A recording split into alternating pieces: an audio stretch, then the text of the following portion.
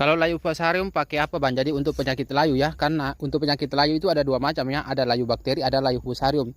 Walaupun dia ada yang disebabkan oleh bakteri, ada yang disebabkan oleh jamur, tapi untuk pencegahan dan pengobatannya itu kurang lebih sama. Yang pertama untuk pencegahan, jangan gunakan pupuk kandang ataupun kotoran hewan yang tidak steril sebagai pupuk dasaran. Harus disterilkan dulu. Baik misalkan dikomposkan dulu pupuk kandangnya, terus ditabur ke lahan, ataupun kohenya langsung ditabur ke lahan, terus dikomposkan di lahan. Terus yang kedua, gunakan agen hayati dari awal, misalkan yang kandungannya trichoderma ataupun gliocladium. Itu bisa kita aplikasikan sebelum tanam, bisa kita aplikasikan setelah tanam sebagai pupuk susulan.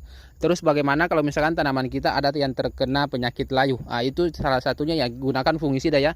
Yang pertama bisa gunakan bahan aktif tebuconazole. Bahan aktif tebuconazole ya seperti ini. Ini salah satu contoh merek dagan tebuconazole ya. Misalkan merek dagannya Folicur seperti ini.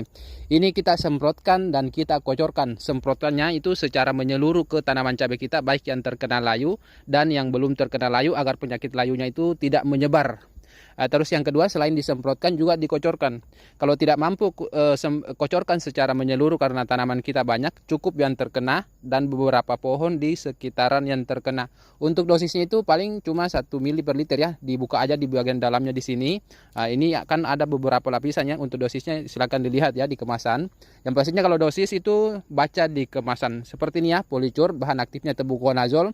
Bisa juga di rolling, misalkan di rolling Benomil ataupun Benlox, bisa di rolling dengan Nordox ya. Misalkan hari ini kita gunakan Folicur, 3 hari kemudian kita gunakan Nordox ataupun Chopside ataupun Benlox ataupun bahan-bahan aktif lain seperti itu.